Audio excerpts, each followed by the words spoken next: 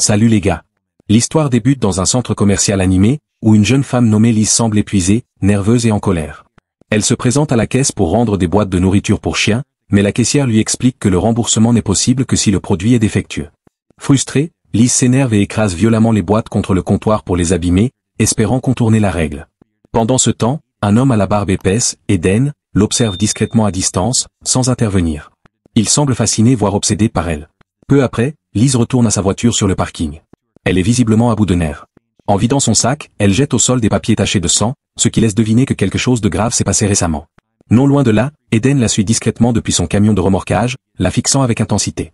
Il commence même à prendre des photos d'elle avec un vieil appareil Polaroid, renforçant le malaise et le caractère inquiétant de la scène.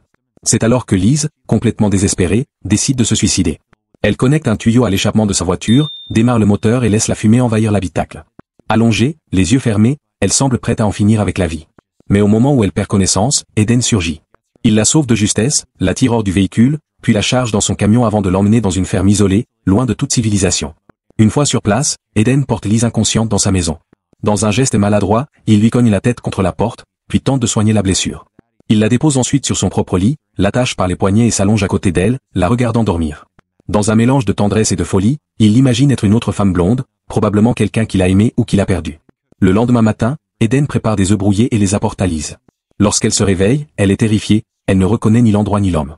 Ses mains sont ligotées, et elle comprend qu'elle a été kidnappée.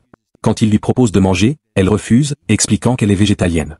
Mais cette remarque le met en colère, comme si elle refusait de jouer un rôle qu'il attend d'elle. Eden l'appelle alors Hélène, et lui parle comme à sa femme disparue. Lise essaie de lui faire comprendre qu'il se trompe de personne, qu'elle n'est pas Hélène, mais cela déclenche une crise de colère chez Eden. Pour ne pas aggraver la situation, Lise prétend finalement être Hélène, inventant une amnésie récente qui expliquerait son comportement.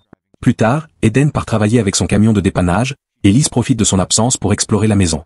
Elle tente d'utiliser le téléphone, mais il ne fonctionne pas. Elle essaie ensuite de s'enfuir par la porte principale, mais elle est fermée à clé. Finalement, elle découvre une porte arrière ouverte et tente de s'enfuir discrètement. Mais dès qu'elle sort, deux rottweilers féroces surgissent en aboyant et la forcent à rebrousser chemin. Elle retourne paniquée à l'intérieur et verrouille la porte derrière elle, prisonnière à nouveau. La scène coupe ensuite à un flashback, montrant la vie de Lise avant les événements. Elle vivait avec sa sœur Jackie et son beau-frère Dan. L'ambiance entre les deux sœurs était tendue et explosive, elles se disputaient sans arrêt.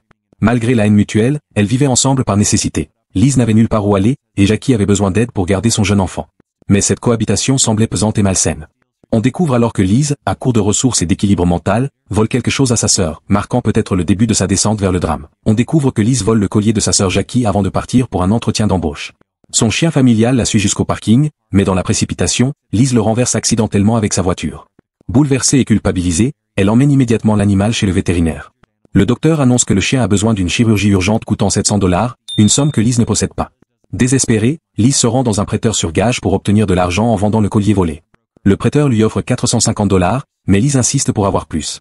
L'homme tente de la coercer sexuellement, lui proposant plus d'argent en échange de faveurs sexuelles, mais Lise refuse avec dégoût. Profitant d'un moment où il s'absente, Lise vole une montre dans la vitrine, puis, à son retour, revend la même montre au prêteur, parvenant à récupérer $150 supplémentaires. Elle retourne au vétérinaire, mais le chien est déjà mort, un coup dur qui la plonge dans un désespoir total. De retour chez elle, Jackie découvre que le collier a disparu et accuse Lise de l'avoir volé. Lise nie d'abord et se retire dans sa chambre. Peu après, Jackie fouille le sac de sa sœur et trouve une grosse somme d'argent, ce qui la met dans une rage noire. Elle attaque Lise dans la salle de bain, exigeant de savoir d'où vient l'argent. Lise finit par avouer la vérité, révélant qu'elle a volé le collier pour payer les soins du chien. Jackie est encore plus furieuse. Elle explique que le chien était le seul souvenir restant de leur frère décédé, Mikey, et reproche à Lise son manque de responsabilité et son échec constant. Après une dispute violente, Jackie ordonne à Lise de quitter l'appartement et de ne jamais revenir. Frustrée et désemparée, Lise se rend sur le toit et se remémore le tragique accident de Mikey, leur frère autiste, qui est tombé du rebord du toit pendant qu'elle était censée le babysitter ce jour-là. Elle revit ce moment traumatisant, ce qui explique en grande partie sa culpabilité et son comportement autodestructeur par la suite. De retour dans le passé, Dan, le beau-frère de Lise, lui demande poliment de quitter l'appartement, lui rappelant qu'elle y vit depuis des mois et qu'elle doit trouver son propre logement. Lise commence alors à flirter avec lui, révélant qu'ils ont eu une liaison derrière le dos de Jackie, mais Dan refuse ses avances, affirmant qu'il aime sa femme. Dans le présent, Eden rentre du travail. Lise lui sert un poulet à peine cuit, puis il sort et revient avec un cadeau pour elle. Il détache ses mains, lui offrant un peu de soulagement après tant de jours d'emprisonnement. Après le dîner, ils vont au lit. Eden tente de la forcer à avoir des relations sexuelles, insistant sur le fait qu'elle est sa femme. Lise proteste, affirmant que cela pourrait blesser le bébé. Elle révèle alors qu'elle est enceinte, ce qui rend Eden fou de joie, et il caresse son ventre pour sentir les mouvements de l'enfant. Malgré cette joie, il la persuade quand même de le satisfaire, ce qu'elle fait à contre-cœur. Dans les jours qui suivent, Lise reste piégée dans la maison, prétendant être Hélène, et élabore plusieurs plans d'évasion, tous infructueux. Eden va jusqu'à lui mettre un collier de chien, qu'il présente comme un cadeau.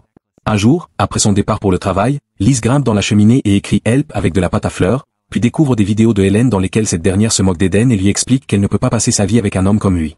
Avec l'hiver, Eden devient encore plus contrôlant. Il lui interdit d'utiliser la salle de bain et lui apporte un seau. Lise tente de couper les cordes avec un couteau, mais se blesse et hurle. Eden arrive immédiatement, et Lise en profite pour révéler qu'elle perd le bébé, suggérant d'aller à l'hôpital. Eden refuse, promettant d'apporter un médecin.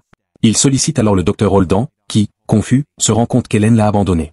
Holdan découvre rapidement que Lise est retenue contre son gré, mais Eden tente de gérer la situation. Le médecin meurt subitement d'une crise cardiaque au milieu de l'altercation, horrifiant Lise, tandis qu'Eden traîne le corps dehors. Lise profite d'un moment de lutte pour assommer Eden, le ligoter au lit et enfin se libérer. Alors qu'elle tente de quitter la maison, les deux chiens l'attaquent. Elle tue l'un d'eux, et l'autre, effrayé, s'éloigne. Lise monte dans le camion d'Eden pour fuir, mais s'encastre dans le garage. Désemparée et frustrée, elle fond en larmes. Le lendemain, elle retourne auprès d'Eden, toujours furieux. Elle refuse de le libérer et décide de lui rendre la monnaie de sa pièce, prenant soin de lui donner des médicaments trouvés dans l'armoire, espérant le garder sous contrôle. Pendant cette période, elle se lie d'amitié avec le chien restant, et ensemble, ils commencent à faire des promenades, retrouvant peu à peu un semblant de maîtrise sur la situation. Avec le temps, Lise commence à apprécier sa nouvelle vie et réalise que les choses ne sont pas si mauvaises. Un matin, Eden se réveille et demande où se trouve sa femme Hélène, pensant être à l'hôpital et que Lise est son infirmière. Lise comprend alors qu'Eden souffre d'une maladie mentale, et remarque avec soulagement qu'il s'est apaisé. Les médicaments qu'elle lui donnait ont fonctionné. Lise lui explique toute la situation, et Eden s'excuse pour tout mal qu'il aurait pu lui faire. Il lui parle de sa condition, révélant qu'il avait arrêté ses médicaments après le départ de sa femme. Après la douche, Lise lui rase la barbe, et une complicité naît entre eux.